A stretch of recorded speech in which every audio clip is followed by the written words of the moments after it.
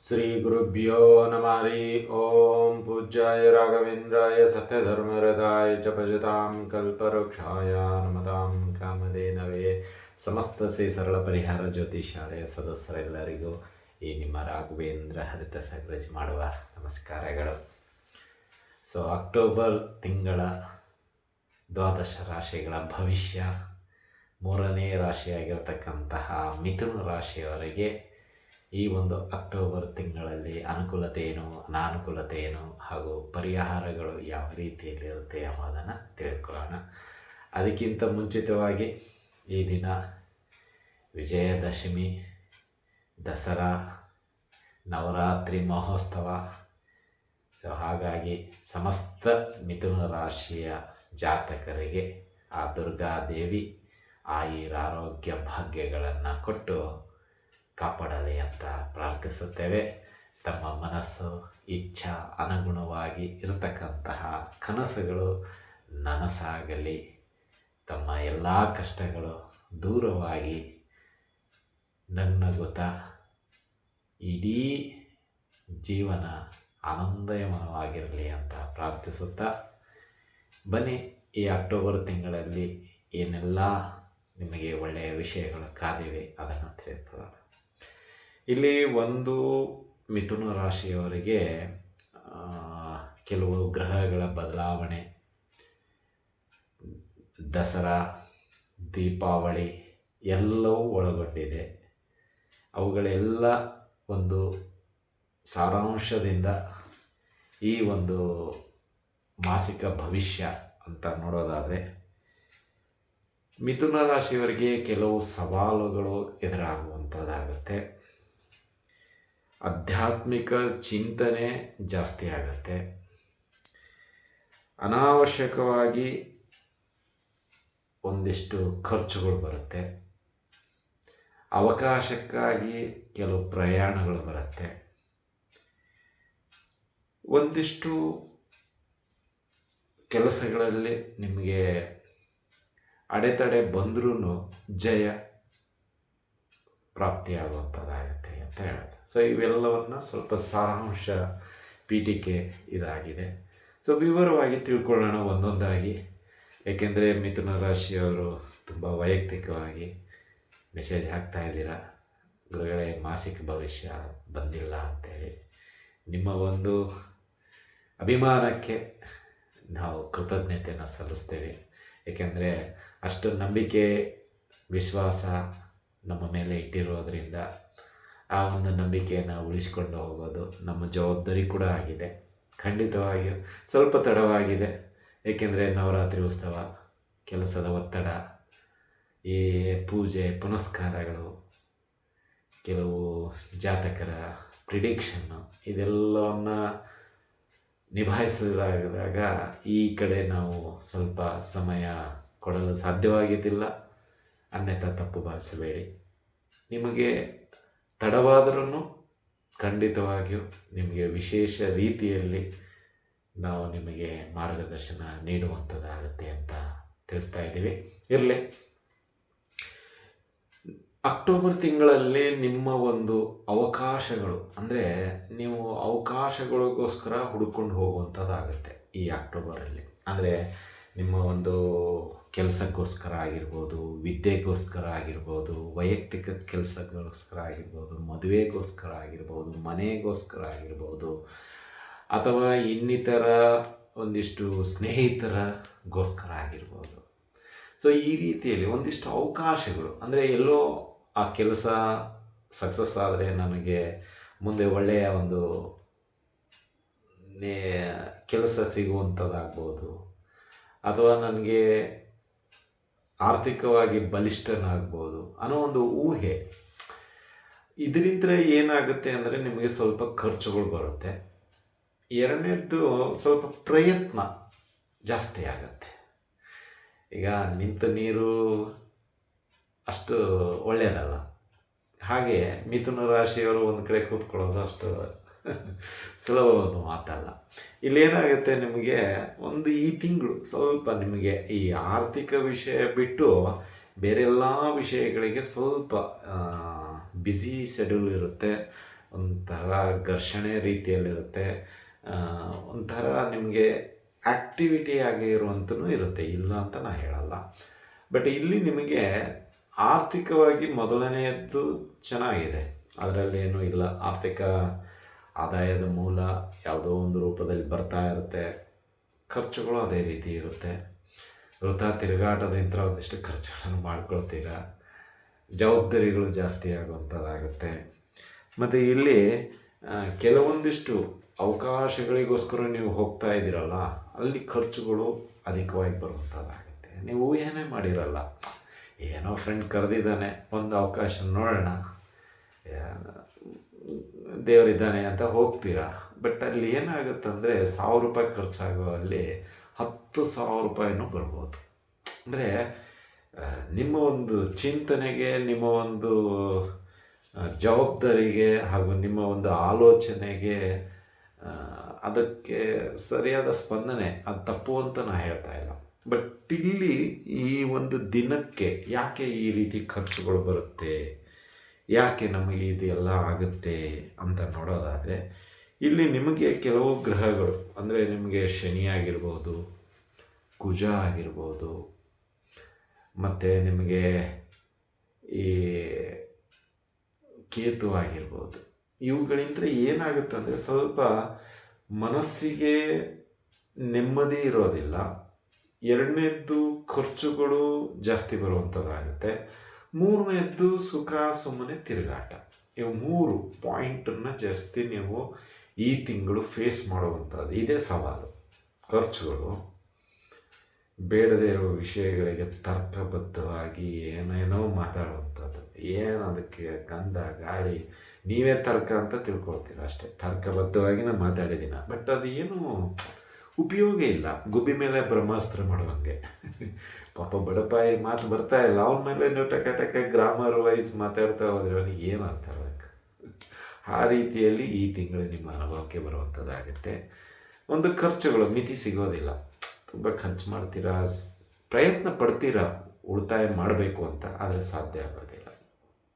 ಅದು ಒಂದಾಗುತ್ತೆ. ಇನ್ನು ಎರಡನೇದ್ದು, ಈ ಕೇತುವಿನಿಂದ ಏನಾಗುತ್ತೆ ಅಂದರೆ ಸ್ವಲ್ಪ ಆಧ್ಯಾತ್ಮಿಕತೆಗೆ ಒಲವು ತೋರಿಸ್ಬಿಡ್ತಾನೆ ಇದ್ದಕ್ಕಿದ್ದಂಗೆ.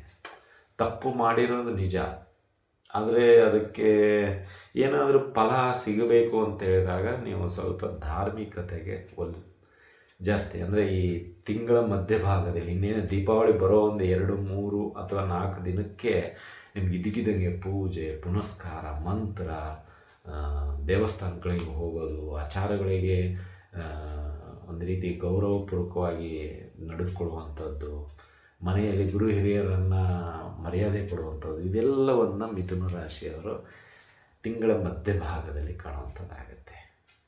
ಒಂದಿಷ್ಟು ವಿಷಯಗಳನುಗುಣವಾಗಿ ಹೇಳೋದಾದರೆ ಮಿಥುನ ರಾಶಿಯವರಿಗೆ ಈ ಖರ್ಚು, ವೃಥಾ ತಿರುಗಾಟ ಮತ್ತು ಕೆಲವೊಂದಿಷ್ಟು ಅವಕಾಶಗಳಿಗಾಗಿ ತಿರುಗಾಟ ಏನಿದೆಯಲ್ಲ, ಅದರಲ್ಲೇ ಒಂದು ಲಾಭಕ್ಕಿಂತ ನಿಮ್ಮ ಖರ್ಚು ಜಾಸ್ತಿ ಆಗುತ್ತೆ, ಸಮಯ ವ್ಯರ್ಥ ಆಗುತ್ತೆ ಅನ್ನೋದು ಕೊನೆಯ ಭಾಗದಲ್ಲಿ ಗೊತ್ತಾಗುತ್ತೆ.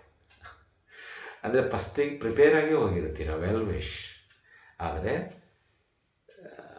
ಇನ್ನೇನು ಎಂಡ್ ಸ್ಟೇಜಿಗೆ ಬಂದಾಗ ಅದರಿಂದ ಅಯ್ಯೋ ಸುಮ್ಮನೆ ಬಂದುಬಿಟ್ಟೆಪ್ಪ, ಬರಬಾರ್ದಾಗಿತ್ತು, ಇಷ್ಟು ಖರ್ಚು ಮಾಡಿಕೊಂಡು ಎಷ್ಟಾಗೈತಲ್ಲ ಅಂತ. ಈಗ ಫ್ರೆಂಡಿಗೂ ಅಥವಾ ಸಂಬಂಧಿಕರಿಗೂ ನಾವು ಇದು ಹೇಳಿಕ್ಕಾಗಲ್ಲ, ಏಕೆಂದರೆ ಪಾಪ ಅವರು ನಮಗೇನೋ ಒಂದು ಅವಕಾಶ ಸಿಗ್ಬೋದು ಅಂತ ಕರೆದಿರ್ತಾರೆ, ಎಲ್ಲೋ ಇಂಟರ್ವ್ಯೂ ಮತ್ತೊಂದು ಮಗನೊಂದು, ಏನೋ ಸಿಗದಿದ್ದೇ ಅವ್ರ ಕಾರಣ ಹೆಂಗೆ ಹೇಳ್ತೀರ. ಹಾಗೆ ಇಕ್ಕಟ್ಟೆಲ್ಲ ಸಿಕ್ಕಾಕೊಂಡ್ಬಿಡ್ತೀರ ಈ ತಿಂಗಳು. ಇದರಲ್ಲೇ ನಿಮಗೆ ಒಂದು 10 ಡೇಸ್ ಕಳೆದ್ಬಿಡುತ್ತೆ. ಇನ್ನು ದೀಪಾವಳಿ ಬರುತ್ತೆ, ದೀಪಾವಳಿಯಲ್ಲಿ ಒಂದಿಷ್ಟು ಆಧ್ಯಾತ್ಮಿಕತೆಯಲ್ಲಿ ಒಲವು ಇದ್ದಕ್ಕಿದ್ದಂಗೆ ಬಂದ್ಬಿಡುತ್ತೆ. ಇನ್ನು 20 ನಂತರ 31ನೇ ತಾರೀಕುವರೆಗೂ ಸ್ವಲ್ಪ ನಿಮಗೆ ಏನಾಗುತ್ತೆ ಅಂದರೆ ಆರೋಗ್ಯದಲ್ಲಿ ಸ್ವಲ್ಪ ಏರುಪೇರು ಉಂಟಾಗಿ ಸ್ವಲ್ಪ ಮಾನಸಿಕ ನೋವುಗಳನ್ನು ಅನುಭವಿಸುವಂಥದ್ದಾಗುತ್ತೆ. ಮನೆಯಲ್ಲಿ ಕೆಲವೊಂದಿಷ್ಟು ವಾದ ವಿವಾದಗಳು, ಘರ್ಷಣೆಗಳು ನಡೆಯುವಂಥದ್ದಾಗುತ್ತೆ. ಮತ್ತು ನಿಮಗೆ ಈ ತಿಂಗಳು ಸ್ವಲ್ಪ ನಿಮ್ಮ ಮಾತಿನಲ್ಲಿ ಹಿಡಿತ ಇರೋದಿಲ್ಲ, ಒಂಥರ ರಭಸವಾಗಿ ಬರ್ತಾ ಇರುತ್ತೆ ಮಾತುಗಳು, ಅಂದರೆ ಕಠೋರವಾದ ಪದಗಳು ಬರ್ತಾ ಇರುತ್ತೆ. ಎದುರಾಳಿ ಮನಸ್ಸು ತುಂಬ ನೋಯಿಸುವಂತಹ ಮಾತುಗಳು ಆಡುವಂಥದ್ದಾಗುತ್ತೆ, ವ್ಯಂಗ್ಯವಾಗಿ ಮಾತಾಡುವಂಥದ್ದಾಗುತ್ತೆ, ಅಪಹಾಸ್ಯ ರೀತಿಯಲ್ಲಿ ಮಾತಾಡುವಂಥದ್ದಾಗುತ್ತೆ. ಸ್ವಲ್ಪ ಯಾಕೋ ಮಿಥುನ ರಾಶಿಯವರಿಗೆ ಈ ಅಕ್ಟೋಬರ್ ತಿಂಗಳು ಎಚ್ಚರಿಕೆಯಿಂದ ಇರೋದು ತುಂಬ ಉತ್ತಮ, ಅಥವಾ ಮಾತನಾಡದೇ ಇರುವುದು ಉತ್ತಮ. ನಿಮ್ಮ ಕೆಲಸ ಕಾರ್ಯ ಏನಿದೆ ಅದು ಮಾಡ್ಕೊಂಡು ಹೋಗಿ. ಆದರೆ ಸ್ವಲ್ಪ ಈ ಖರ್ಚು ವೆಚ್ಚಗಳಿಗೆ ಮತ್ತು ವೃಥಾ ತಿರುಗಾಟಕ್ಕೆ ಸ್ವಲ್ಪ ಮನಸ್ಸು ಇಚ್ಛಾಪೂರ್ವಕವಾಗಿ ಒಂದಲ್ಲ ಎರಡಲ್ಲ 10 ಸತ ಯೋಚನೆ ಮಾಡಿ. ಇಲ್ಲದೇ ಇದ್ದರೆ ಮುಂದಿನ ಬರುವಂತಹ ಭವಿಷ್ಯದ ದಿನ ಇನ್ನೂ ಸ್ವಲ್ಪ ಕಷ್ಟ ಆಗ್ಬೋಗುತ್ತೆ ಅಂತಲೇ ಹೇಳ್ಬೋದು. ಇದಿಷ್ಟು ಸಾರಾಂಶ. ಅಂದರೆ ನಿಮಗೆ ಹೆಚ್ಚು ಕಡಿಮೆ ಈ ತಿಂಗಳು ಬರೀ ಅವಕಾಶಕ್ಕಾಗಿ ತಿರುಗಾಟ ಇರುತ್ತೆ, ಖರ್ಚುಗಳಿರುತ್ತೆ, ಒಂದಿಷ್ಟು ಮಾತುಗಳಿಂದ ನಿಮಗೆ ಘರ್ಷಣೆ, ವಾದ ವಿವಾದ ಇವುಗಳು ಕೂಡಿಕೊಂಡಿರುತ್ತೆ. ಇನ್ನು ಆರ್ಥಿಕವಾಗಿ ಚೆನ್ನಾಗಿದೆ, ಅದ್ರ ಬಗ್ಗೆ ನೋ ಕಮೆಂಟ್ಸ್. ಬಟ್ ಖರ್ಚುಗಳು ಇರೋದರಿಂದ ಬ್ಯಾಲೆನ್ಸ್ ಮಾಡೋದನ್ನು ನೀವು ಸ್ವಲ್ಪ ಅರಿತುಕೊಂಡ್ರೆ ತುಂಬ ಉತ್ತಮ. ಇನ್ನು ಬೇರೆ ವಿಷಯಕ್ಕೆ ಹೋಗೋದಾದರೆ ನಿಮಗೆ ಇಂಟ್ರೆಸ್ಟ್ ಬರೋದಿಲ್ಲ ಈ ತಿಂಗಳು. ಅಂದರೆ ಇದ್ದೇ ಈ 3ರಲ್ಲೇ ನಿಮಗೆ ತಿಂಗಳು ಕಳೆದೋಗ್ಬಿಡುತ್ತೆ. ಏನು ಮಾಡಬೇಕಂತ ತೋರಿಸೋದಿಲ್ಲ. ಕೆಲವೊಂದು ಸಮಸ್ಯೆ ಈ ರೀತಿಯಲ್ಲಿ ಸಿಕ್ಕಾಕೊಳ್ಳುವಂಥದ್ದಾಗಿರುತ್ತೆ ಮಿಥುನ ರಾಶಿಯ ಜಾತಕರು. ನಾವು ಹೇಳೋದಿಷ್ಟೇ, ಹಬ್ಬ ದಸರಾ ಇದೆ, ದೀಪಾವಳಿ ಇದೆ. ಆದಷ್ಟು ತಾಯಿ ದುರ್ಗಾ ಮಾತೆಯಲ್ಲಿ ಪ್ರಾರ್ಥನೆ ಮಾಡಿಕೊಳ್ಳಿ. ದೀಪಾವಳಿ ಅಮಾವಾಸ್ಯೆ ಬರೋ ದಿನ ತಾಯಿ ಲಕ್ಷ್ಮೀದೇವಿ ಆರಾಧನೆ ಮಾಡಿ, ಪೂಜೆ ಪುನಸ್ಕಾರಗಳಲ್ಲಿ ಪಾಲ್ಗೊಳ್ಳಿ, ಸ್ತೋತ್ರಾದಿಗಳನ್ನು ಪಠನೆ ಮಾಡಿ. ಆದಷ್ಟು ಸಾತ್ವಿಕವಾಗಿರಿ, ಮೌನವಾಗಿರಿ. ನಿಮ್ಮ ಒಂದು ಅವಶ್ಯಕತೆಗೆ ಅನುಗುಣವಾಗಿ ಕೆಲಸ ಕಾರ್ಯಗಳನ್ನು ಮಾಡಿಕೊಳ್ತಾ ಹೋಗಿ. ಯಾವುದಕ್ಕೂ ಓವರ್ ಕಾನ್ಫಿಡೆನ್ಸ್ ರೀತಿಯಲ್ಲಿ ಈ ತಿಂಗಳಿರಲು ಹೋಗಬೇಡಿ. ಯಾಕೆಂದರೆ ಸ್ವಲ್ಪ ಸಂಕುಚಿತ ರೀತಿಯಲ್ಲಿರುತ್ತೆ. ಅಂದರೆ ಈ ಕಡೆ ಸುಖ ಇಲ್ಲ, ಈ ಕಡೆ ದುಃಖ ಇಲ್ಲ, ಮಧ್ಯದಲ್ಲಿ ಸಿಕ್ಕಾಕೊಂಡಿರ. ಸ್ವಲ್ಪ ಎಡವಟ್ಟಾದ್ರೂ ಏ ಕಡೆ ಆದ್ರೂ ಜಿಗಿದುಕೊಳ್ಬೋದು. ನೀವು ಲಾಭದ ಕಡೆ ಆದರೂ ಹೋಗ್ಬೋದು, ನಷ್ಟದ ಕಡೆ ಆದರೂ ಹೋಗ್ಬೋದು, ಮಧ್ಯದಲ್ಲಿ ಸಿಕ್ಕಾಕೊಂಡಿರ. ಸೊ ಹಾಗಾಗಿ ಸ್ವಲ್ಪ ಜಾಗ್ರತೆಯಿಂದ ಇರಿ. ಸೊ ಮೆಟ್ಟಲುಗಳು ಇದೆ, ಹತ್ತುವಾಗ ಹುಷಾರು. ಗಾಡಿ ಇದೆ, ಓಡಿಸುವಾಗ ಹುಷಾರು. ಸಂಸಾರ ಇದೆ, ನಡೆಸುವುದರಲ್ಲಿ ಹುಷಾರು. ವಿದ್ಯೆ ಇದೆ, ಕಾಪಾಡಿಕೊಳ್ಳೋದರಲ್ಲಿ ಹುಷಾರು. ಬಟ್ಟೆಗಳು ಇದೆ, ಹಾಕಿಕೊಳ್ಳೋದರಲ್ಲಿ ಹುಷಾರು. ಯಾಕೆ ಹುಷಾರು ಅಂತ ಹೇಳ್ತಾ ಇದ್ದೀನಿ ಅಂದರೆ, ಈ ತಿಂಗಳು ಸ್ವಲ್ಪ ನಿಮಗೆ ಈ ಕೆಲವೊಂದು ದೈಹಿಕವಾಗಿ ಎಲ್ಲೋ ಒಂದಿಷ್ಟು ನೋವುಗಳು ಕೊಡುವಂತಹ ಘಟನೆಗಳು ನಡೆಯುವಂಥದ್ದಾಗತ್ತೆ. ಅಂದರೆ ಗಾಡಿಯಿಂದ ಬೀಳುವಂಥದ್ದಾಗ್ಬೋದು, ಮೆಟ್ಟಲು ಹತ್ತಬೇಕಾದ್ರೆ ಬೀಳುವಂಥದ್ದಾಗ್ಬೋದು, ಬಟ್ಟೆ ಹಾಕಿಕೊಳ್ಳುವಾಗ ಎಲ್ಲೋ ಕಿವಿಯಲ್ಲೋ ಕಣ್ಣಿಗೂ ಸಿಕ್ಕಾಕಿಕೊಂಡು ಸ್ವಲ್ಪ ತೆರೆದ ರೀತಿಯಲ್ಲಿ ಆಗ್ಬೋದು. ಮನಸ್ಸು ಬಿಚ್ಚಿ ಮಾತಾಡೋದರಿಂದ ಮನಸ್ಸಿಗೆ ಘಾಸಿಗೊಳ್ಳುವಂಥ ಮಾತುಗಳಿಂದ ಬೇಜಾರಾಗ್ಬೋದು. ಸಂಬಂಧಗಳಲ್ಲಿ ಸ್ವಲ್ಪ ಬೇಜಾರಾಗ್ಬೋದು. ಹಾಗಾಗಿ ಹುಷಾರು ಅಂತ ಹೇಳಿದ್ದೀವಿ ಅಷ್ಟೇ, ಬೇರೆ ಏನೂ ಇಲ್ಲ. ಸ್ವಲ್ಪ ನಿಮ್ಮ ಒಂದು ಇತಿಮಿತಿಯಲ್ಲಿ ಕಂಟ್ರೋಲಲ್ಲಿದ್ದರೆ ತುಂಬ ಉತ್ತಮ. ಕಳೆದ 2 ತಿಂಗಳಿಂದ ಟೈಮ್ ಚೆನ್ನಾಗಿತ್ತು. ನಾವು ಹೇಳಿರೋದೇ ವೇದವಾಕ್ಯ. ಸೊ ಅದು ಯಾರು ಏನೂ ಮಾಡ್ಕೊಳ್ಳಲ್ಲ ಅನ್ನೋ ಒಂದು ಭಾವನೆ ಬೇಡ ಅಂತ ನಾನು ಹೇಳ್ತಾ ಇದ್ದೀನಿ ಅಷ್ಟೇ. ಮಿಥುನ ರಾಶಿಯವ್ರು ಬೇಜಾರಾಗುತ್ತೆ ಖಂಡಿತವಾಗಿ. ಈ ತಿಂಗಳು ಗುರೂಜಿ ಯಾಕೋ ನಮ್ಮ ಬಗ್ಗೆ ಈ ರೀತಿ ಹೇಳ್ತಾ ಇದ್ದಾರೆ ಅಂತಾಳೆ. ಖಂಡಿತವಾಗಿ ಹಾಗೇನಿಲ್ಲ. ಟೈಮ್ ಆಗಿದೆ, ಗಳಿಗೆ ಆಗಿದೆ, ಗ್ರಹಗಳು ಆ ರೀತಿ ಕಾಣಿಸ್ತಾ ಇದೆ, ಹಾಗಾಗಿ ತಿಳಿಸಿದ್ದೀವಿ. ಸೊ ಅನ್ಯಥಾ ತಪ್ಪು ಭಾವಿಸಬೇಡಿ. ಇರಲಿ, ಸಮಯ ಹೀಗೆ ಇರೋದಿಲ್ಲ, ನಿತ್ಯ ನಿರಂತರ ಬದಲಾವಣೆ ಬಯಸ್ತಾ ಇರುತ್ತೆ. ಸೊ ಆ ಬದಲಾವಣೆಗಾಗಿ ನೀವು ಎಲ್ಲರೂ ಕಾಯೋಣ. ಮುಂದೆ ಒಳ್ಳೆಯ ದಿನ ಖಂಡಿತವಾಗಿ ಬರುತ್ತೆ. ಈ ತಿಂಗಳು ಸ್ವಲ್ಪ ಎಚ್ಚರಿಕೆಯಿಂದ ಇರಿ ಮಿಥುನ ರಾಶಿಯವರು. ಇನ್ನು ಪರಿಹಾರಗಳ ವಿಷಯಕ್ಕೆ ಬರೋದಾದರೆ, ಮಿಥುನ ರಾಶಿಯವರಿಗೆ ಈ ತಿಂಗಳು ಆದಷ್ಟು ದೇವತೆ ಆರಾಧನೆ, ದೇವತಾ ಆರಾಧನೆ, ಕುಲದೇವರ ಆರಾಧನೆ, ನಿಮ್ಮ ಒಂದು ಇಷ್ಟ ದೇವತಾ ಆರಾಧನೆ ಹೇಗಾದರೂ ತಿಳ್ಕೊಳ್ಳಿ.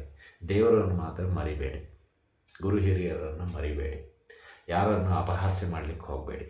ಕೈಲಾದಷ್ಟು ಅನ್ನದಾನ ಮಾಡಿ, ಕೈಲಾದಷ್ಟು ಸ್ತೋತ್ರಾದಿಗಳನ್ನು ಪಠನೆ ಮಾಡಿ. ಇವೇ ಸಾಕು ಪರಿಹಾರ. ಏಕೆಂದರೆ ನಿಮಗೆ ಮನಸ್ಸಿಲ್ಲ, ನಾವು ಏನೇ ಹೇಳಿದರೂ ನೀವು ಮಾಡಲ್ಲ, ಅರ್ಧಕ್ಕೆ ಬಿಡ್ತೀರಾ, ಅಥವಾ ಎಲ್ಲ ಅಂತೇಳಿ ಕೇರ್ಲೆಸ್. ಈ ತಿಂಗಳು ಆ ರೀತಿ ಇರುತ್ತೆ ನೋಡಿ. ಆಮೇಲೆ ನೀವು ಕಮೆಂಟ್ ಬಾಕ್ಸಲ್ಲಿ ಹಾಕಿ, ಗೊತ್ತಾಗಲ್ಲ, ನಾಳೆನೇ 1ನೇ ತಾರೀಕು ಗೊತ್ತಾಗುತ್ತೆ ನಿಮಗೆ. ನಾವು ಅಡ್ವಾನ್ಸಾಗಿ ಹೇಳ್ತಾ ಇರೋದು ನಿಮ್ಗೊಂದು ಸ್ವಲ್ಪ ಏನೋ ಅಯ್ಯೋ ಇದೇನೋ ವಿಶೇಷವಾಗಿ ಯಾವುದೋ ಬೇರೆ ಬರ್ತಾ ಇದೆಯಲ್ಲ ಅಂತ ಅನಿಸ್ಬೋದು. ಬಟ್ ಬೇರೆ ರೀತಿಯಲ್ಲಿ ನಿಮಗೆ ಮುಂದಿನ ದಿನಗಳಲ್ಲಿ ಗೊತ್ತಾಗುತ್ತೆ. ಇಷ್ಟೇ ಸಾಕು. ಆದರೂ ವಿಷ್ಣು ಸಹಸ್ರನಾಮ ಸ್ತೋತ್ರವನ್ನು ಪಠಣೆ ಮಾಡಿ ಹಾಗೂ ರಾಮನ ದೇವಸ್ಥಾನಕ್ಕೆ ಹೋಗಿ ಸಾಧ್ಯವಾದಷ್ಟು ಪ್ರದಕ್ಷಿಣೆ ಸೇವೆ ಮಾಡಿಸಿ ಒಳ್ಳೆಯದಾಗುತ್ತೆ ಅಂತಲೇ ಹೇಳ್ಬೋದು. ಇದಾಗಿತ್ತು ಮಿಥುನ ರಾಶಿಯ ಜಾತಕರ ಅಕ್ಟೋಬರ್ ತಿಂಗಳ ಮಾಸಿಕ ಭವಿಷ್ಯ. ಈ ಒಂದು ವಿಡಿಯೋ ನಿಮಗೆ ಇಷ್ಟ ಆಗಿದ್ದರೆ ಖಂಡಿತವಾಗಿ ಲೈಕ್ ಮಾಡಿ, ಶೇರ್ ಮಾಡಿ ಹಾಗೂ ನಮ್ಮ SSB ಯೂಟ್ಯೂಬ್ ಚಾನಲ್ನನ್ನು ಬೆಂಬಲಿಸಿ ಅಂತ ಕೇಳ್ಕೊಳ್ತಾ ಇದ್ದೀವಿ.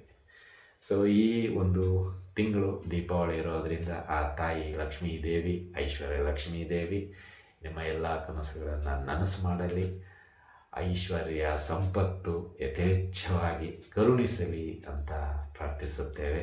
ಅದೇ ರೀತಿ ನಾವು ಕೂಡ ವಿಶೇಷವಾಗಿ ಈ ಒಂದು ದೀಪಾವಳಿ ಅಮಾವಾಸ್ಯೆ ದಿನ ಐಶ್ವರ್ಯ ಲಕ್ಷ್ಮೀ ದೇವಿಗೆ ವಿಶೇಷ ಅಲಂಕಾರ ಸೇವೆ, ಪೂಜೆ ಪುನಸ್ಕಾರಗಳನ್ನು ಹಮ್ಮಿಕೊಂಡಿದ್ದೇವೆ.